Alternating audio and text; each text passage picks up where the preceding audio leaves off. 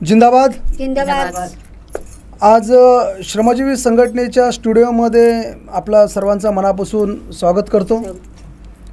आज उपस्थित मान्यवर जे आहेत त्यामध्ये श्रमजीवी संघटनेचे ज्येष्ठ कार्यकर्त्या, ठाणे जिल्ह्याच्या माजी अध्यक्षा सन्माननीय विमलताई परेड, त्याचबरोबर श्रमजीवी संघटनेच्या दुसऱ्या ज्येष्ठ कार्यकर्त्या सन्माननीय प्रमिलाताई पारधी, आणि तिसऱ्या ज्या मान्यवर आज उपस्थित आहेत स्टुडिओमध्ये ते आहेत सुमनताई गवते, त्यासुद्धा वसईमधल्या आहेत. सुरुवातीच्या काळापासून श्रमजीवी संघटनेने आदिवासी पारंपरिक नृत्य, गीतं यांना प्राधान्य दिलेलं आहे आणि या गीतातून आदिवासी कुटुंबाने आपले सुख असतील, दुःख असतील हे व्यक्त करण्याचं काम आजवर केलेलं आहे. संघटनेच्या सुरुवातीच्या काळामध्ये लोक जे श्रमाचे काम करत होते त्या कामाच्या दरम्यानमध्ये लोक दिवसभर काम केल्याच्या नंतर रात्री आदिवासी पारंपरिक गीतं गाऊन त्यातून आपले दुःख व्यक्त करायचे आणि त्यातून लोक आनंद घ्यायचे आणि दुःख विसरायचे, श्रमाचं काम विसरायचे आणि ह्या आदिवासी पारंपरिक गीतांना जिवंत ठेवण्याचं काम आपल्या लोकांनी केलेलं आहे. आपल्या नव्या पिढींना आदिवासींची जे पारंपरिक गीतं आहेत याची जाणीव व्हावं, याची त्यांना आठवण व्हावी. आपल्या मुलांना विसरता कामा नये का आदिवासींची जुनी पारंपरिक जी संस्कृती आहे, जी गीतं आहेत ही टिकवली पाहिजेत. आपल्या मुलांना कळलं पाहिजे, आपल्या नवीन पिढीला कळली पाहिजे. ते टिकवण्याचं काम आपल्या सर्व कार्यकर्त्यांनी केलेलं आहे, ठेवलेलं आहे. आज तोच एक उद्दिष्ट डोळ्यासमोर ठेवून आजचा कार्यक्रम आपल्या या स्टुडिओमध्ये आपण आयोजित केलेला आहे. मी पुन्हा एकदा आपल्या तिन्ही मान्यवरांचं मनापासून आजच्या स्टुडिओमध्ये स्वागत करतो आणि आपला आजचा जो कार्यक्रम आहे तो एक दिडकीचा कणीकोंडा. आपण सर्वांनी आदिवासी पारंपरिक गीतामध्ये अनेक वेळा गाणे ऐकलं असेल, एक दिडकीचा कणीकोंडा, आणि त्या एक दिडकीमध्ये काय काय त्यांनी खरेदी केलेली आहे, कसं त्या दिडकीतून काय काय त्यांनी गाण्यातून व्यक्त केलेलं आहे हे आपण आज ऐकून घेणार आहोत. आपले तिन्ही ज्येष्ठ मान्यवर या ठिकाणी आहेत. मी त्यांना विनंती करतो की आदिवासीमधले पारंपरिक जे गीत आहेत त्या गीतापैकी एक महत्त्वाचं गीत आहे, तो गीत आपण समजून घेऊ, आपण ऐकून घेऊ. मी विनंती करतो की त्यांनी त्या गीताला सुरुवात करावी. ना राजेश भाऊ जिंदाबाद. जिंदाबाद.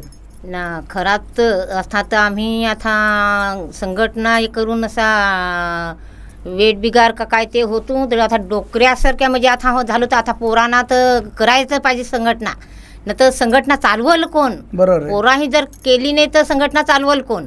तर आता इमोलबाईसारखी, परमिलाबाईसारखी आता ही तर आता डोकरी होत आली.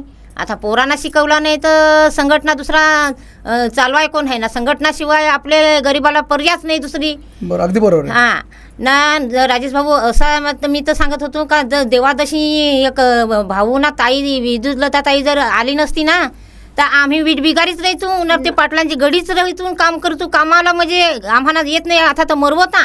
जर संघटना आमची जवळ नसती तर संघटना म्हणून आम्ही याच्यात बरीचशी म्हणजे याच्यात बाहेर निघालो ना. आता आम्ही एक तुला गीत सांग, ऐकस जो गीत सांगते, ऐकू आपण. हां.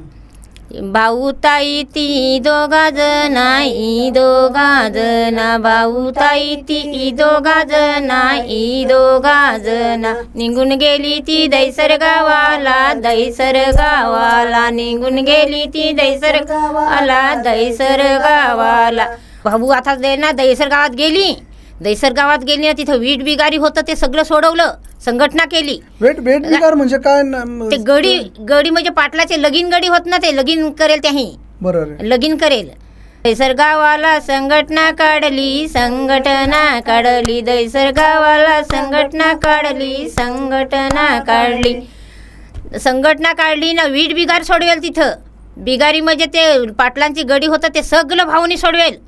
आता सोडवायचं सोडवलं वीट बिगार ने. तिथून भाऊ ताई ती दोघा जना, भाऊ ताई ती दोघा जना, निघून गेली ती मेडे गावाला निघून गेली ती मेडे गावाला. आता मेढे गावांत गेली, वीट बिगारी सोडवलं. तर भाऊ सांगत आहे का आता वीट बिगारी सोडवलं ना आता खातील काय? बरोबर आहे. खायला तर पाहिजे का नाही. वीट बिगार तर पाटलांचे संग कामावर जाऊ नका ना. मग आता खायला नाही तर खातील काय तर मग आता भाऊनी सांगला का कोठं तरी जंगलात कुठं येऊ मिळत व्हा तर तिकडं कोठं पोलाटा काढा. मेडेगावाला कोठं पोलाटा काढा. मग आपले लोकांनी काय केलं, आमचे कोठं पोलाटा काढायला लागली. पोलाटा तर काढली आता सगळे का पोलाटा काढली हे केली ना. भाऊ ताई ती ईदोगा जना भाऊ ताई ती ईदोगा जना निघून गेली ती रे पिलगावाला निघून गेली ती रे पिलगावाला. आता देपिलला तर गेली. देपिलला गेली तर आता आपले लोकांनी तो झेंडा तर काही बघेलच नाही. झेंडा बघेल नाही तर आता भाऊ सांग का आता झेंडावंदन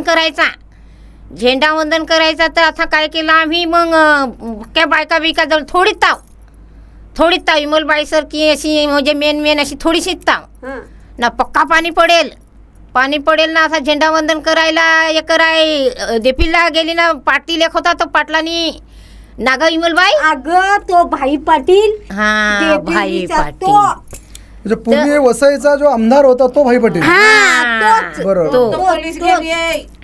तो भाई पाटील तो आपल्या लोकांना हाणून जसा पाड ना. आपल्या लोकांनी तो झेंडावंदन बघेलच नाही कसा करकते ना. भाऊ तर सांगा झेंडावंदन करायचा तर झेंडावंदन करायला गेलो ना. गई मुलबाई सुमनबाई मला समजून घ्यायचं, आपल्याकडं पूर्वी शाळेमध्ये जिल्हा परिषद शाळेमध्ये असेल किंवा अंगणवाडीमध्ये असेल झेंडावंदन करायचं तेव्हा आपली लोक झेंडावंदनला जात नव्हते. नाही आपली लोक झेंडावंदन माहितच नाही ना. आपली लोक तिथं घेतच नाही. मोठी लोक मोठी लोक आपली आदिवासींना तिथे जायला बंदीच नाही. आपल्या लोकांना नाहीत. जेव्हा भाऊ आला ना, भाऊ आपू सांगू भाऊ आला तर देवादशी फार बेस झाला. भाऊने आपल्या लोकांचा म्हणजे फार चांगला केला. संघटना निघाली, संघटना सांगत ना लोका पण फार बेस संघटना अशी आपली लोका म्हणजे आता संघटनाच्या मागं तो सांग मी येई म्हणजे कशासाठी येई तर मोठी लोक आपल्याला उभीच नाही करत. झेंडावंदन ते काही माहीतच नव्हता. संघटनेमध्ये म्हणजे आपलीच सगळी लोक आपलीच लोक आपली लोक सगळे एकत्र आल्यानंतर आपल्याला जरा आनंद वाट ना. आता कशी एकाला हाक करू का बरीच लोक जमत आपली फार म्हणजे आता जमत फार मोठी आपली संघटना होई. आता तेव्हा तर सांगू आता डोकऱ्या झालो तर आता पोरांना हुशार करू. बरोबर. पोरांना हुशार करू म्हणजे पोराही पण संघटना चालवल्या पाहिजे. आपली पलाटा कसली आहे आपल्या नंतर पण संघटना तशीच राहिली पाहिजे. आपली संघटना टिकली पाहिजे ना. आपल्या पोरांना हो आपणही काय झगडून केले आहे पलाटासाठी ते पोरांना हो दिसला पाहिजे ना. पोराही काय आयताच खायचा त्यांना हो दिसला पाहिजे. आपण सगळे लढतो झगडतो आपण आंदोलन करतो आणि आपल्या पुढच्या पिढीला काय माहित पडणार आहे काय नाही. त्यांना हे कळलं पाहिजे की आपल्या पूर्वजांनी किती संघर्ष केलेला आहे, संघटनेसाठी किती खस्ता खाल्लेला आहे, किती मार खाल्लेला आहे, कसे अन्याय सहन केलेले आहेत. ते येणाऱ्या पिढीला जर कळलं नाही तर त्याची जाणीव त्यांना होणार नाही. त्या बरोबर तुमचं ना. मग तिथे झेंडावंदन तर केलात ना गं इमलबाई केला. पोलीस देल ते नांगत कसा पोलीस देल ना. तिथं झेंडावंदन केलेल ना. भाऊ ताई ती जेलमधी जा देल भाऊ ताई जेलमधी जा देल मग जेलमधी निधेल. भाऊ ताई ती निर्दोष सुटेल भाऊ ताई ती निर्दोष सुटेल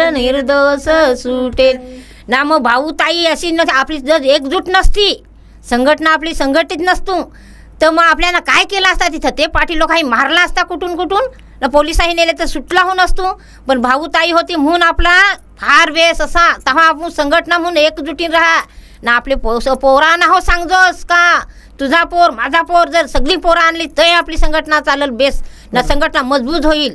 आपण आता नुकताच सुमनताई गवतेकडून संघटनेच्या सुरुवाती कालापासून त्यांनी दहिसरचं सांगितलं का वेठबिगार मुक्त झाले.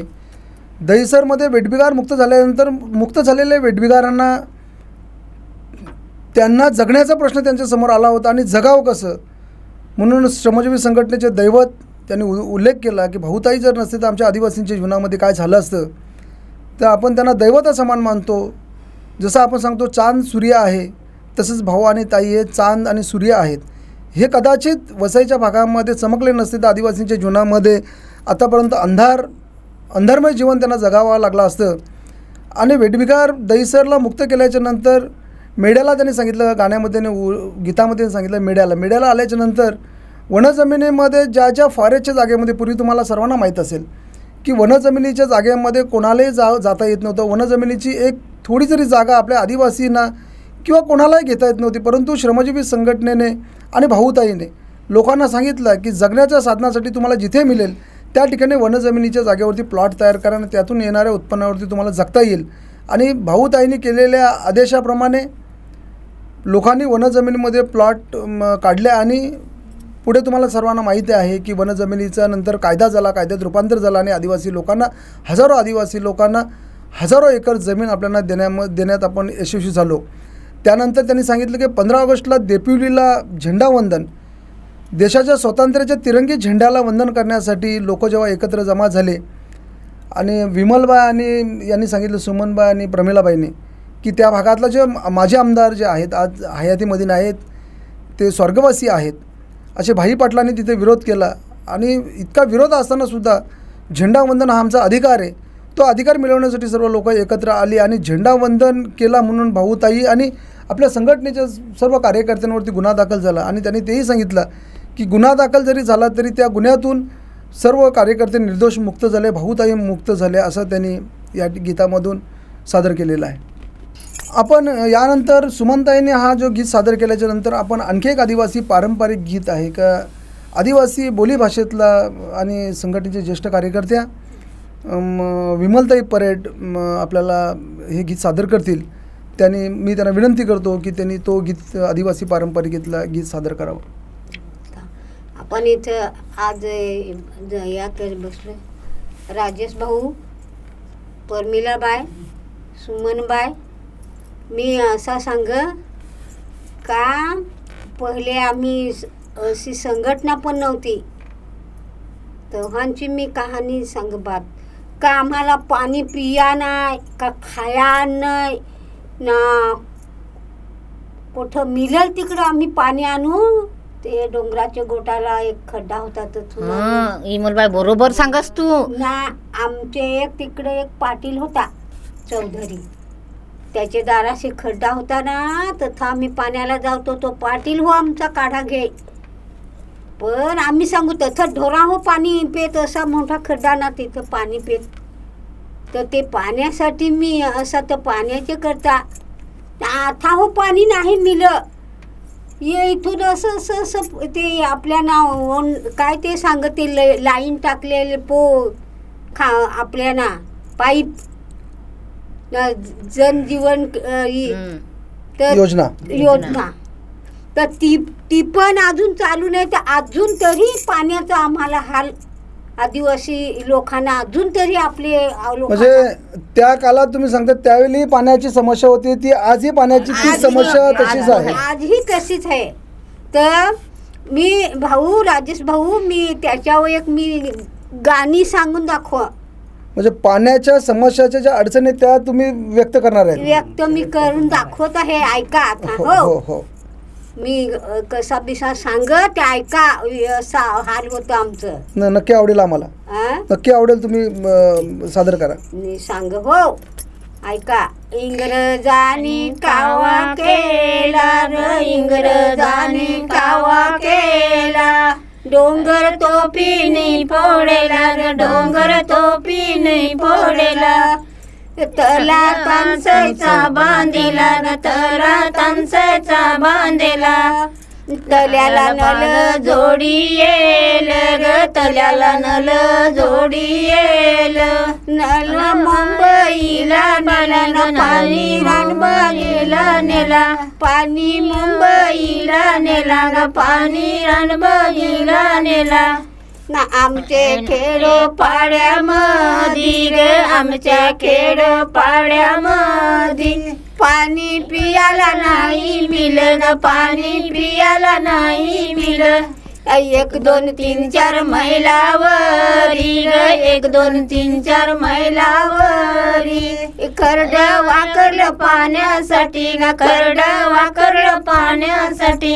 तिथं आमच्या बाया पाण्याला जाती ग, तिथं आमच्या बाया पाण्याला जाती. तिथंच गुरा पाणी पेती ग, तिथंच गुरा पाणी पेती. खदूल पाणी या पेऊन ग, खदूल पाणी या पेऊन. आमची पोर आजारी होती ग, आमची पोर आजारी होती. ना राजेश भाऊ, मी असा सांगत असा खर्राच होता ना. बेस केला भाऊताई आली तर थोडा तरी आमच्या ग्रामपंचायतला सांगून संघटनाचं कार्यकर्त्यांना त्यांना कोठं बोरिंगी मारेल तर चाथा पाणी पिऊ, नाही तर फार आमची परिस्थिती. आमच्या तर हा बोरिंग पण नाही ना, काही नाही. ते निलायचं आमचा गाव आहे तिकून आम्ही पाणी आणू. लांबून पाणी आणायला लागायचं. पाणी आणायचं, नाही तर तिकडं माडीची बाव आहे तिकून आम्ही लांबून पाणी पिया नाही पाणी. आता पण सोडते ना राजेश भाऊ, तर 4-5 दिवस हातात 8 दिवस पाणी नाही होतं आमच्याकडं. म्हणजे पाण्यासाठी सुद्धा आपल्याला संघर्ष करावा लागलेला आहे. रस्त्यावर यायला लागतं. अजून तरी पण आपण पाणी आता सगळून पाण्यासाठी तरी ज्या वस्तू म्हणजे गरिबाला मागायला लागत त्याच्यासाठी म्हणजे काय नाही काय रस्त्यावर उतरायच लागत तर ती द्याय सरकार, काय करायचं त्याला. आपण आता पाहिलं असेल, विमलबाईंनी सांगितलं की इंग्रजांनी कावा केला न डोंगर तोफानी फोडीला. याचा अर्थ असा आहे का आपल्या देशाला स्वातंत्र्य मिळण्याच्या आधी आपल्या देशावरती ब्रिटिशांचं राज्य होतं आणि त्यांनी सांगितलं धरण तानसाचा बांधला. धरण वेगवेगळे आपल्या जिल्ह्यामध्ये तानसा, वैतरणा, अप्पर वैतरणा, शहापूरसारख्या भागामध्ये मोठे मोठे धरण आहेत. आणि पूर्वी आज पालघर आहे, पूर्वीचा ठाणे जिल्हा एकत्र होता. आणि या धरणाचं पाणी खरं तर या ठिकाणच्या भूमिपुत्र आदिवासी गरीब कष्टकऱ्यांना मिळणं अपेक्षित होतं. परंतु ह्या ठिकाणचा पाणी पाईपाला पाईप लावून आपण बघितलं असेल, त्या गाण्यामध्ये पुढचं वाक्य पण आहे की पाईपला पाईप जोडून पाणी मुंबईला नेलं.